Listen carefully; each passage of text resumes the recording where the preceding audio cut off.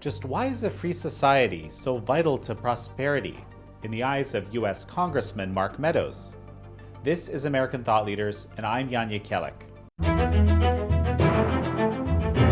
In this special episode of American Thought Leaders at CPAC Australia, the head of the Chinese edition of the Australian Epoch Times, Xiao, hosts an interview with Congressman Mark Meadows, who represents North Carolina's 11th District.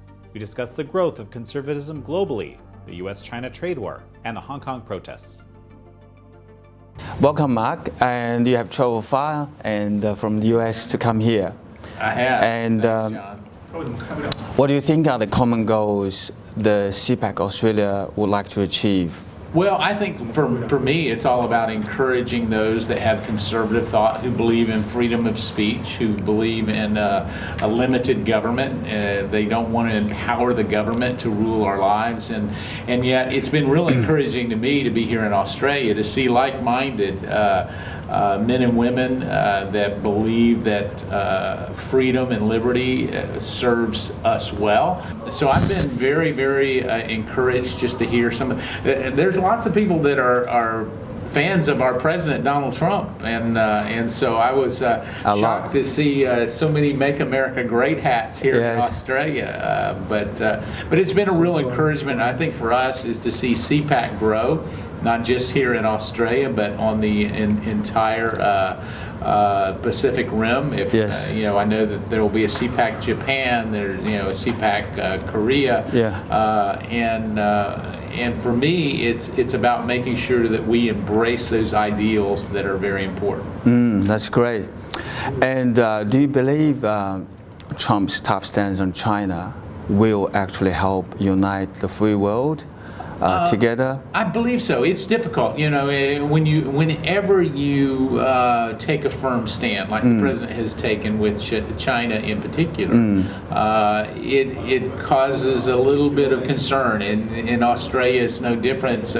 Probably the number one question I've gotten is, well, is this going to escalate to a point where Australia will no longer be a trading partner? Some have said even from a military intervention standpoint. I don't see that, but I do believe that the Chinese are underestimating the resolve of President Trump.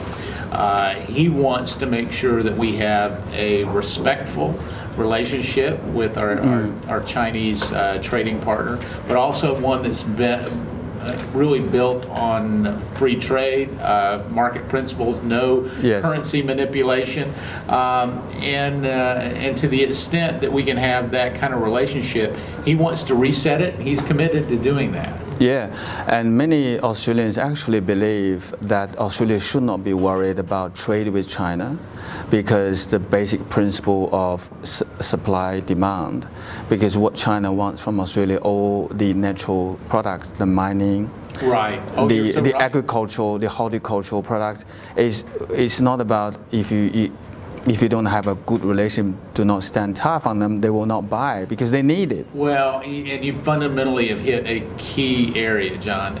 Listen, China is going to trade with Australia if it's good for China. That's right. It has nothing to do with a relationship. Absolutely. And you can look at China's interactions with other countries, and it's not based on a relationship. It's based on those things that if they need coal from Australia, if they need commodities from Australia, it's a whole lot easier to get them from a closer neighbor than it is to try to import coal from the United States or wherever it may be. And so I would not worry as much about that. Most countries, and China is no exclusion, they actually do what is in their best interest. Their best interest is to buy from their Australian trading partner, and the Chinese people are not foolish enough to say, well, we're just going to put that off limits. That's right.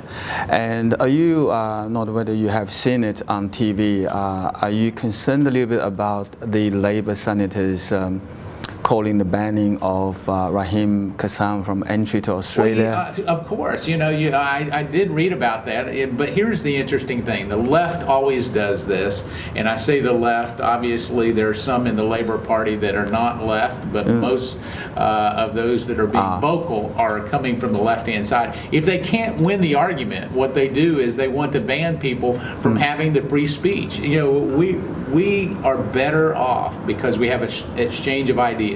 You Yes. have a different background than I have, and yet we're able to have a discussion, debate the ideas. But for a lot on the left, what they want to do is, in this particular case, is not give them a visa to come to a country that supports free speech because they don't like the speech that perhaps is communicated. Now, we can all condemn those things that are hateful and wrong and bad, and I do that. Yeah. But yet at the same time, we must protect that free speech, and that's what makes us stronger as a nation, whether you're in Australia or the United States. That's right. It's basically not hate speech, it's a speech you hate. That's right. Right? Well said. Yeah. I may use that and not give you credit.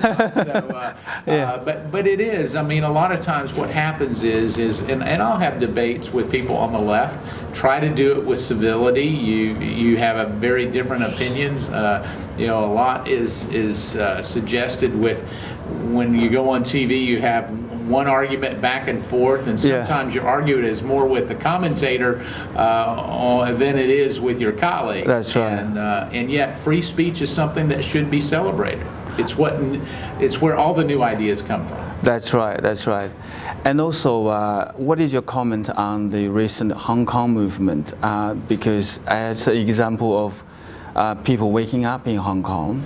Well, I applaud it. I can tell you that what happens is when a lot of the movement came, now decades ago, with regards to Hong Kong, and actually, having it become part of more of mainland China's government structure. There was a real concern for a lot of us, not just from a market standpoint, but from a free speech standpoint. Yeah. And I think what you're seeing is now the people there in Hong Kong rising up and saying, hold on just a minute, we don't want to give up those freedoms that we have long enjoyed. Yes. And we're starting to see that, and they're right to do that. And I think it scares the Chinese government because when you have free speech and you have the ability to articulate that, and then it's multiplied not by one but by tens of thousands or hundreds of thousands of people, you have to take notice. As a politician, if one person is saying something to me, I might, I'll tell you. But if hundreds of thousands of people are saying it,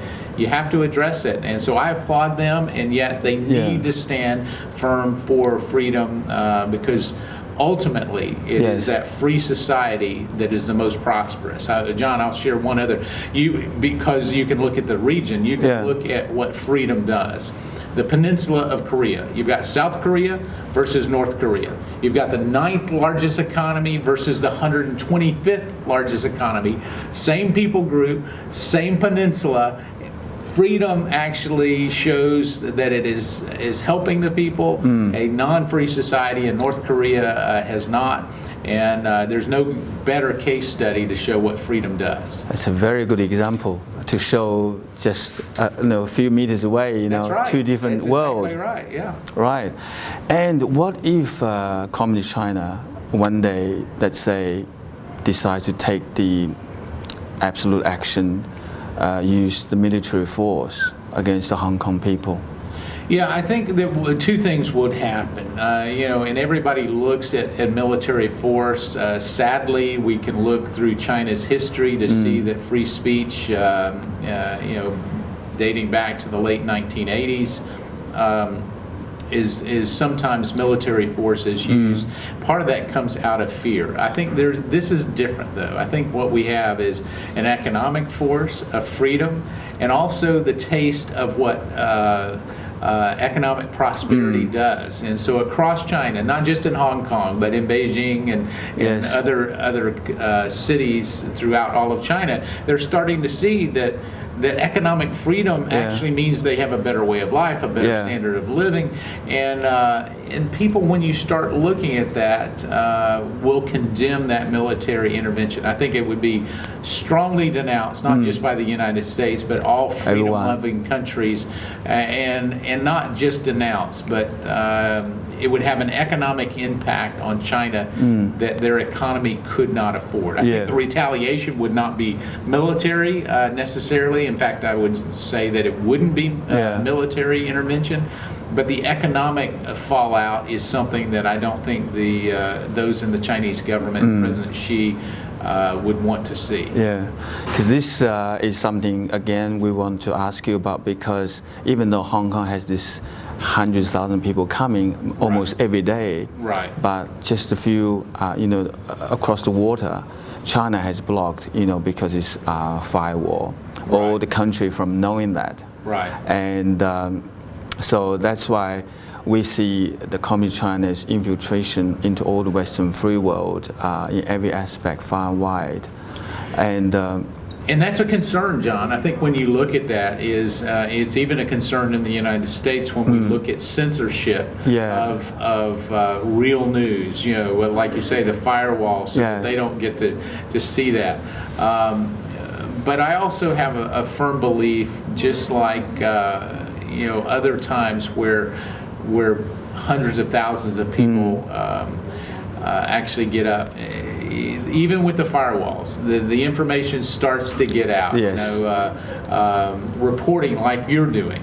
Actually, it may not hit directly in the hands of some in some of the larger cities in China, but it gets there indirectly. And you're right. It may just travel, it may have to travel a little bit longer route to get there. We do have 9 million Chinese people climbing the wall to see Epoch Times news in China. 9 million. 9 million. Well, and so you think that 9 million that are climbing it, that you can see them breaking over that firewall. But what about their families? So it's not just 9 million there. It's the extended family. So you've got 3 or 4 family members, nieces, aunts, uncles.